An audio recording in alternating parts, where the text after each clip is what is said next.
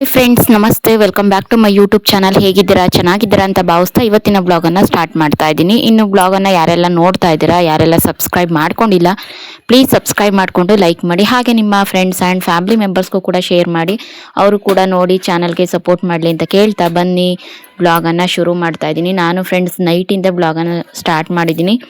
ಸುಮಾರು ಒಂದು 6:30 ಆಗಿತ್ತು. ಹಾಲೆಲ್ಲ ಕರೆದಾದ್ಮೇಲೆ ಬ್ಲಾಗನ್ನು ಸ್ಟಾರ್ಟ್ ಮಾಡ್ತಾ ಇದ್ದೀನಿ. ಅಡುಗೆ ಮನೆಯಲ್ಲಿ ಪಾತ್ರೆ ಎಲ್ಲ ಜೋಡಿಸ್ಕೊಂಬಿಟ್ಟು ಅದಾದ ನಂತರ ಕಸ ಒಂದ್ಸಲ ಹೊಡ್ಕೊಂಬಿಟ್ಟು ಮುಖ ತೊಳ್ಕೊಂಡು ದೀಪ ಹಚ್ಚಿ ಮತ್ತೆ ಸ್ಟಾರ್ಟ್ ಮಾಡೋಣ ಅಂತ ಮಾಡ್ತಾ ಇದ್ದೀನಿ.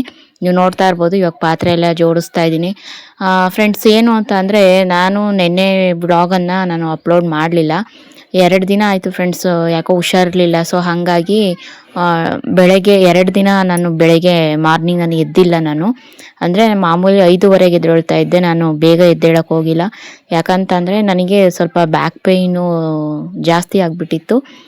ಸೊ ಹಾಗಾಗಿ ನಾನು ಒಂದು ಇಂಜೆಕ್ಷನ್ ತೊಗೊಂಬಂದಿದ್ದೀನಿ. ಅದು ಏನಾಯಿತು ಅಂದರೆ, ಈ ಕೆಲಸ ಹೆವಿ ಆಯಿತು ನೋಡಿ. ಈಗ ವೀಡಿಯೋಸ್ ಬೇರೆ ಅಪ್ಲೋಡ್ ಮಾಡೋದಕ್ಕೆ, ಎಡಿಟಿಂಗ್ ಮಾಡೋದಕ್ಕೆ ಸ್ವಲ್ಪ ನಾನು ಟೈಮ್ನ ಜಾಸ್ತಿ ಕೊಡ್ತಾಯಿದ್ದೀನಿ, ನಿದ್ದೆಗೆ ಕಮ್ಮಿ ಕೊಡ್ತಾಯಿದ್ದೀನಿ. ಅದೇನಾಯಿತು, ಕುತ್ಕೊಂಡು ನಿಂತ್ಕೊಂಡು ಕೆಲಸ ಮಾಡಿ ಒಕ್ಕೊಂಡು ಎಲ್ಲನೂ ಕೂಡ ಬಗ್ಗಿ ಎದ್ದು ಮಾಡ್ತೀವಲ್ವ, ಅದು ಕೆಲಸ ನನಗೆ ಹೆವಿ ಆಗೋಯಿತು. ಸೊ ಹಾಗಾಗಿ ವಿಡಿಯೋ ನಿನ್ನೆ ಬರೋದಲ್ಲೇ ಇರೋದಕ್ಕೆ ಕಾರಣ ಆಯಿತು. ಇವಾಗ ಪರವಾಗಿಲ್ಲ, ಚೆನ್ನಾಗಿದ್ದೀನಿ. ಅಂದರೆ ನನಗೆ ಪೇಯ್ನ್ ಬಂದಾಗ ಬ್ಯಾಕ್ ಪೇಯ್ನು ತಡೆಯೋಕ್ಕಾಗಲ್ಲ, ಅಷ್ಟು ನೋವು ಬಂದುಬಿಡುತ್ತೆ. ಸೊ ಹಾಗಾಗಿ ನಾನು ವೀಡಿಯೋಸ್ ಏನು ಮಾಡೋಕ್ಕೆ ಹೋಗಲಿಲ್ಲ. ಮಾಮೂಲಿ ಕೆಲಸಗಳನ್ನ ಇದ್ದೇ ಇರುತ್ತೆ, ಕೆಲಸ ಮಾಡಲೇಬೇಕು, ಮಾಡ್ಕೊಂಡಿರೋದು. ವೀಡಿಯೋ ಶೂಟ್ ಮಾಡಿ ಮಾಡೋಕ್ಕೆ ಹೋಗಲಿಲ್ಲ. ಮತ್ತು ನಾನು ನೈಟು ಅಂದರೆ ಹೇಳಿದ್ನಲ್ಲ, ಒಂದು 6:30ಇಂದ ಬ್ಲಾಗನ್ನು ಸ್ಟಾರ್ಟ್ ಮಾಡಿದ್ದೀನಿ. ನಿಮಗೆ ಗೊತ್ತಿರೋ ಹಾಗೆ ಅಡುಗೆ ಮನೆಯೆಲ್ಲ ನೀಟಾಗಿ ಕ್ಲೀನ್ ಮಾಡಿಕೊಂಡು, ಅಡುಗೆ ಮನೇಲಿ ಕಸ ಇತ್ತಲ್ಲ ಅದೆಲ್ಲ ಗುಡಿಸ್ಕೊಂಡು ಮುಖ ತೊಳ್ಕೊಂಡು ದೀಪ ಹಚ್ಚೋಣ ಅಂತ. ರಂಗೋಲಿ ಖಾಲಿಯಾಗಿತ್ತು ಫ್ರೆಂಡ್ಸ್. ರಂಗೋಲಿ ಎಷ್ಟೋ ಜನ ಕಮೆಂಟ್ಸ್ ಮಾಡ್ತಾರೆ ಫ್ರೆಂಡ್ಸ್, ರಂಗೋಲಿನ ಶೇರ್ ಮಾಡಿ ಅಂತ. ಅದು ರಂಗೋಲಿ ಖಾಲಿಯಾಗಿ ನಾನು ಕೂಡ ಶೇರ್ ಮಾಡ್ತಾಯಿಲ್ಲ ಇತ್ತೀಚೆಗೆ. ಮಾಡಬೇಕು, ತೊಗೊಂಬರ್ತೀನಿ. ಇನ್ನು ಗ್ಯಾಸ್ ಸ್ಟವ್ ಮೇಲೂ ಅಷ್ಟೇ ಒರೆಸ್ಬಿಟ್ಟು ಅರಿಶಿನ ಕುಂಕುಮ ಇಟ್ಟು ಹೂವಿಟ್ಟೆ, ಅಷ್ಟು ಬಿಟ್ಟರೆ ರಂಗೋಲಿ ಕೂಡ ಹಾಕಲಿಲ್ಲ. ಎಷ್ಟು ಜನ ಕೇಳ್ತಾರೆ ಫ್ರೆಂಡ್ಸ್, ಮಾರ್ನಿಂಗ್ ರೋಟೀನ್ನಲ್ಲಿ ರಂಗೋಲಿ ಬಿಡಿಸೋದು ಎಷ್ಟು ಜನ ಕೇಳ್ತಾರೆ ಇನ್ಸ್ಟಾಗ್ರಾಮಲ್ಲಿ. ಅಂದರೆ ನಿಜವಾಗೂ ನನಗೆ ಅನಿಸುತ್ತೆ, ಹೌದಾ, ಒಳ್ಳೊಳ್ಳೆ ರಂಗೋಲಿ ಇನ್ನೂ ಆದಷ್ಟು ಶೇರ್ ಮಾಡಬೇಕು ಅಂತ.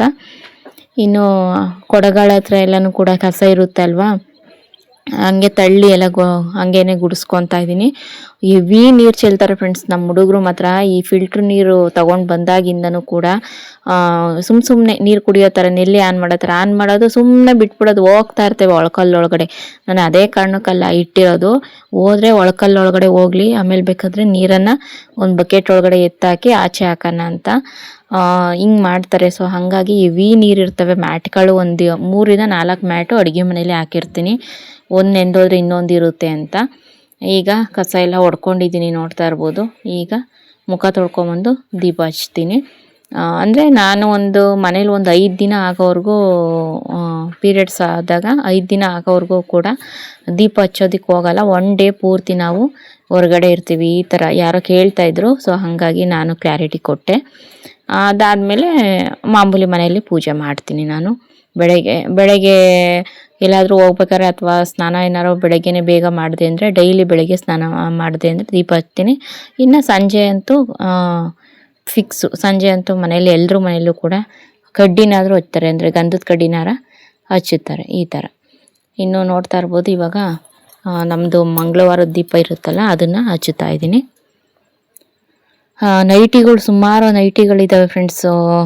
ಅದು ಕೆಲವೊಂದೊಂದು ಹಳೆ ನೈಟಿ ಆಗಿಬಿಟ್ಟಿದ್ವಲ್ಲ, ಹಂಗಾಗಿ ಅದನ್ನೆಲ್ಲ ತೆಗೆದಿಟ್ಟಿದ್ದೀನಿ. ಈಗ ಯಾವ್ಯಾವ ನೈಟಿ ತೊಗೊಂಡಿದ್ದೆ ಅದನ್ನು ಸ್ಟಿಚ್ ಮಾಡಿಸ್ಕೊಂಡು ನಾನು ಇವಾಗ ಹಾಕ್ಕೊತಾ ಇದ್ದೀನಿ ಡೈಲಿ.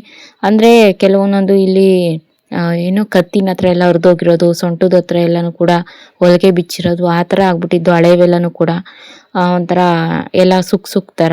ಅದಕ್ಕೆ ಅದನ್ನೆಲ್ಲ ಎತ್ತಿಕ್ಕಿ, ಏನು ಜಾಸ್ತಿ ಏನು ಇರಲಿಲ್ಲ, ಹಳೆವು ಗೊತ್ತಿದೆ.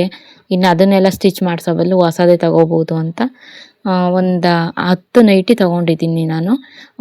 ಅಂದರೆ ನೈಟಿಗಳೆಲ್ಲ ಚೆನ್ನಾಗಿದೆ ಅಂತ ಅಂದ್ಬಿಟ್ಟು ಕಮೆಂಟ್ಸ್ ಮಾಡ್ತಾಯಿದ್ರು. ಸೊ ಹಂಗಾಗಿ ನಾನು ಕೆಲವೊಂದೊಂದು ವಿಚಾರನ ಮಾತಾಡ್ತಾ ಬ್ಲಾಗಲ್ಲಿ ನೆನ್ಪುಗಳು ಬರ್ತಾವಲ್ವ, ಅಂದರೆ ಓದಿರೋ ಕಮೆಂಟ್ಸ್ ಎಲ್ಲ ಓದಿರೋದು ನೆನ್ಪು ಬರ್ತಾವಲ್ವ, ಆವಾಗ ನಾನು ಈ ಥರ ಹೇಳೋದಕ್ಕೆ ಇಷ್ಟಪಡ್ತೀನಿ. ಅಂದರೆ ಕೆಲವೊಂದೊಂದು ಸತಿ ಬ್ಲಾಗಿಗೆ ನಾನು ಕಮೆಂಟ್ಸ್ ಮಾಡಿರ್ತೀರಲ್ಲ ಅದನ್ನೆಲ್ಲ ರಿಪ್ಲೈ ಮಾಡೋಕ್ಕಾಗಿರಲಿಲ್ಲ. ವ್ಲಾಗಲ್ಲಿ ಹೇಳ್ತಾ ಇರ್ತೀನಿ. ಇನ್ನು ನಾನು ದೀಪ ಹಚ್ಚಾದ್ಮೇಲೆ ಬಸ್ಸಾರು ಮಾಡೋಣ ಅಂತ ಅಂದ್ಬಿಟ್ಟು ರೆಡಿ ಮಾಡ್ತಾಯಿದ್ದೀನಿ. ಅಂದರೆ ಕೋಸು ಮತ್ತು ಮನೇಲೇ ಹೊಡೆದಿದ್ರು ತೊಗರಿ ಅಂದರೆ ಬೇಳೆ. ಸೊ ಹಾಗಾಗಿ ತೊಗರಿ ಬೇಳೆನ ಅದನ್ನು ಹಾಕ್ಬಿಟ್ಟು ಬೇಳೆ ಅಂದರೆ ಬಸ್ಸಾರು ಮಾಡ್ತಾಯಿದ್ದೀನಿ. ಅದಕ್ಕೆ ಮೆಣಸಿನ್ಕಾಯಿ, ಟೊಮೊಟೊ, ಬೇಳೆ ಹಾಗೆಯೇ ಕಟ್ ಮಾಡಿರುವಂತಹ ಕೋಸು ಇಷ್ಟನ್ನು ನೀರಲ್ಲಿ ತೊಳೆದ್ಬಿಟ್ಟೇ ಹಾಕ್ತಾಯಿದ್ದೀನಿ ಕೋಸನ್ನು. ಅದು ಎಷ್ಟೊಂದು ಸಲ ನಾನು ಹಳೇ ಅಂದರೆ ಬೆಂಗಳೂರು ಇದ್ದಿದ್ದ ಬ್ಲಾಗಲ್ಲಿ ಕೋಸು ಬೇಳೆ ಹಾಕಿ ಬಸ್ಸಾರು ಮಾಡೋದನ್ನು ತೋರಿಸಿದ್ದೀನಿ.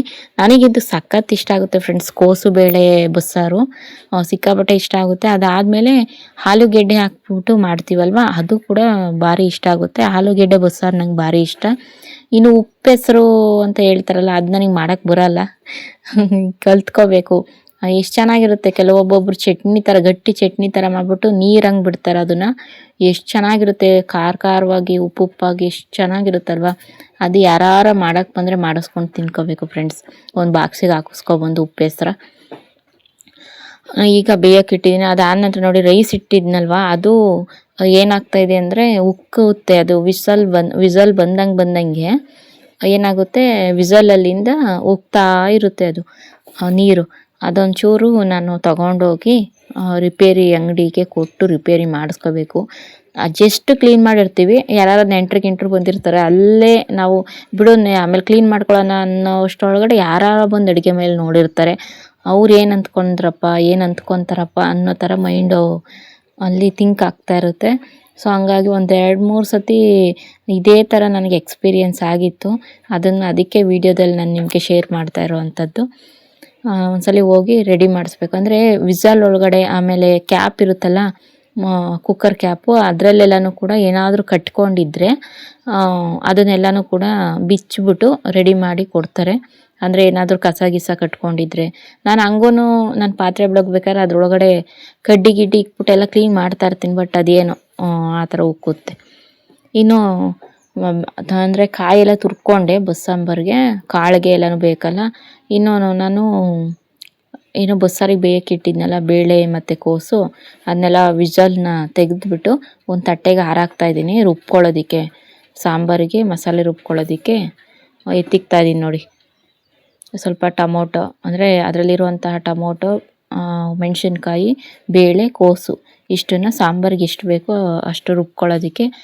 ಅಂದರೆ ತಣ್ಣಗಾಗಬೇಕಲ್ಲ, ಮಿಕ್ಸಿಗೆ ಹಂಗೆ ಹಾಕಿದ್ರೆ ನಮ್ಮದು ಬೇರೆ ಮಿಕ್ಸಿ ಆಟೋಮೆಟಿಕ್ ಒಂದಿನ ಆನ್ ಆದರೆ ಒಂದಿನ ಆನ್ ಆಗ್ತಾಯಿಲ್ಲ ಆ ಥರ. ಈ ಟೈಮಲ್ಲಿ ಮತ್ತೆ ಯಾರ ಮನೆಗೆ ಹೋಗೋದಪ್ಪ ಆಮೇಲೆ ಕೆಟ್ಟೋದ್ರೆ ಅಂತ ಅಂದ್ಬಿಟ್ಟು ಅದು ಪೂರ್ತಿ ಆರಾಕೋವರೆಗೂ ಅಷ್ಟೊತ್ತುಗಳೇ ಮುದ್ದೆಗೆ ಇಟ್ಟಿದ್ನಲ್ಲ, ಮುದ್ದೆ ತಿರುವನ್ನ ಅಂತ ಅಂದ್ಬಿಟ್ಟು ತಿರುಗ್ತಾ ಇದ್ದೀನಿ. ಅಷ್ಟರೊಳಗಡೆ ತಣ್ಣಗಾಗಿರುತ್ತೆ ಅದು. 2 ಮುದ್ದೆ ತಿರುಗ್ತಾ ಇರೋದು ಇವತ್ತು. ನನ್ನ ಮಕ್ಕಳು ಬಸ್ಸಾರು ಅಂದ ತಕ್ಷಣ ಮುದ್ದೆಗಿಂತ ಅನ್ನ ತಿಂತಾರೆ. ಬಸ್ಸಾರು ಅನ್ನ ತಿಂತಾರೆ ಚೆನ್ನಾಗಿ, ಕಾಳು ಜಾಸ್ತಿ ಹಾಕಿಸ್ಕೊತಾರೆ. ನಮ್ಮ ದೊಡ್ಡವನಂತೂ ಬಸ್ಸಾರಿನ ಕಾಳು ಇಷ್ಟಪಡ್ತಾನೆ.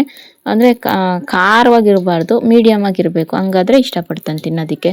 ಅದಕ್ಕೆ ಅವರಿಗೆ ಬಿಸಿ ಬಿಸಿ ಅನ್ನ, ಬಿಸಿ ಬಿಸಿ ಸಾಂಬಾರು, ಕಾಳು ಹಾಕ್ಕೊಡ್ತೀನಿ, ತಿಂತಾರೆ. ಇನ್ನು ನಮ್ಮಿಬ್ರಿಗೆ ಮಾತ್ರ 2 ಮುದ್ದೆನ ತಿರುಗಿಕೊಂಡಿದ್ದೀನಿ.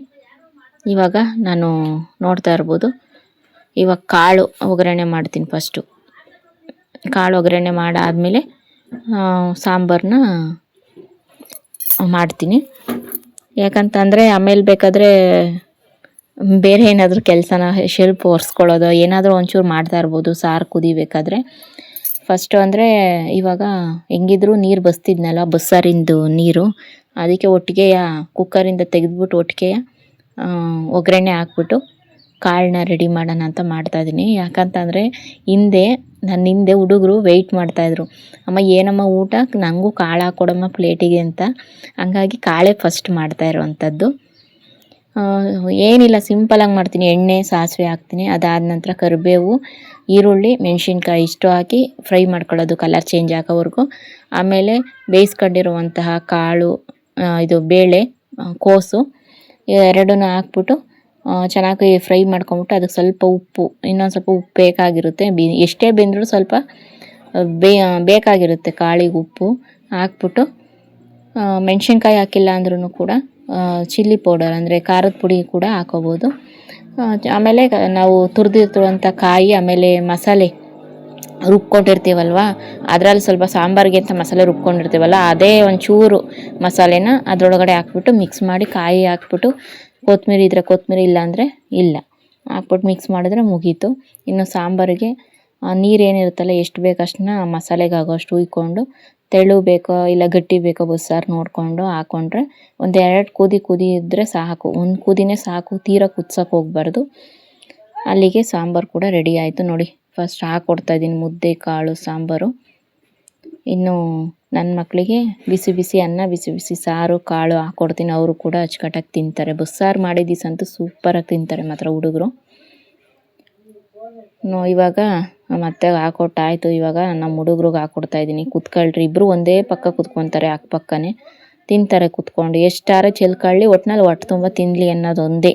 ಅವ್ರ ಕೈಯಾರೆ ಅವರೇ ತಿನ್ನಬೇಕು. ನಮಗಿಂತನೂ, ನಾವು ತಿನ್ಸೋದ್ಕಿಂತನೂ ಅವ್ರ ಕೈಯಾರೆ ಅವರೇ ತಿಂದರೆ ಸ್ಕೂಲ್ಗೆ ಹೋದಾಗ ಅವ್ರಿಗೆ ತಿಂದು ಅಭ್ಯಾಸ ಇರುತ್ತಲ್ಲ, ಬೇಗ ಅವರೇ ತಿನ್ಕೊತಾರೆ. ಇಲ್ಲಾಂದರೆ ಮನೇಲಿ ನಮ್ಮ ಅಮ್ಮ ತಿನ್ನಿಸ್ತಿದ್ರು, ನಾನು ತಿನ್ನಲ್ಲ ಅಂತ ಹಠ ಮಾಡ್ತಾರೆ. ಅಂಗನವಾಡಿಗೂ ಹೋಗ್ತವನೆ ನಮ್ಮ ಚಿಕ್ಕವನು. ಸೊ ಹಂಗಾಗಿ ಅಲ್ಲೂ ಅಂಗನವಾಡೀಲಿ ಮಿಸ್ ಆಗಲಿ ಆಯಮ್ಮದಿರಾಗಲಿ ತಿನ್ಸೋದ್ಕಿಂತ ಅವರೇ ಮಕ್ಕಳೇ ತಿಂದರೆ ಎಷ್ಟೋ ಒಂಥರ ಉತ್ತಮ. ಹಂಗಾಗಿ ಸಣ್ಣವನು ತಿಂತಾನೆ, ಅವನೇ ತಿಂತಾನೆ. ಸ್ವಲ್ಪ ಹಠ ಮಾಡ್ತಾನೆ, ಯಾರೂ ಇಲ್ದಲೇ ಇದ್ದಾಗ ಅಂಗನವಾಡಿಗೆ ಹೋಗೋಕ್ಕೂ ಕೂಡ ಹಠ ಮಾಡ್ತಾನೆ. ರೂಢಿ ಮಾಡಬೇಕಷ್ಟೇ. ಇನ್ನು ನಾನು ಕೂಡ ಒಂದೇ ಸಲ ಹಾಕ್ಕೊತಾ ಇದ್ದೀನಿ. ನನಗಿನ್ನು ಯಾರು ಬಂದು ಅನ್ನ ಬಡಿಸ್ತಾರೆ ಅಂತ ಒಂದೇ ಸಲ ನಾನು ಯಾವಾಗಲೂ ಅಷ್ಟೇ ಮುದ್ದೆ, ರೈಸು, ಕಾಳು, ಸಾಂಬಾರು ಲಾಸ್ಟಿಗೆ ಊಟ ಮಾಡ್ತೀನಿ ತೊಗೊಂಡೋಗಿ ಇಟ್ಕೊಂಡು.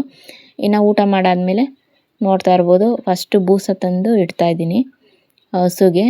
ಇವಾಗ ಒಂದು ಟೈಮ್ ಇಕ್ತೀನಿ ಅಂದರೆ ಹಾಲು ಕರಿಬೇಕಾದ್ರೆ ಶೈಲೇಜ್ ಇಟ್ಕೊತೀನಿ. ಆದರೂ ಕೂಡ ಇರಲಿ, ಅದಕ್ಕೆ ದೊಡ್ಡ ಹಸು ಅಲ್ವಾ, ಸಾಕಾಗಲ್ಲ ಮೇವು ಹೊಟ್ಟೆ ತುಂಬ ಅಂತ ನಾನೇನು ಮಾಡ್ತೀನಿ, ರಾತ್ರಿ ಹೊತ್ತು ಹಿಂಡಿ ಹೇಳಿದ್ನಲ್ಲ, ಯಾವಾಗಲೂ ಪ್ರತಿ ಸಲ ಹೇಳ್ತಾ ಇರ್ತೀನಿ, ಹಿಂಡಿ ಬೂಸದ ಜೊತೆಗೆ ಹಿಂಡಿ ಅಕ್ಕಿ ಎಲ್ಲನೂ ಕೂಡ ನೆನೆಸ್ಬಿಟ್ಟು ಇಡ್ತೀನಿ. ತಿನ್ನೋ ಅಷ್ಟರೊಳಗಡೆ ಇವಾಗ ನಮ್ಮ ದೊಡ್ಡವನು ಇದ್ನಲ್ಲ, ನಮ್ಮ ಸಣ್ಣವನು ಹೋಗಿ ರೂಮಲ್ಲಿ ಮಲ್ಕೊಂಡಿದ್ದಾನೆ.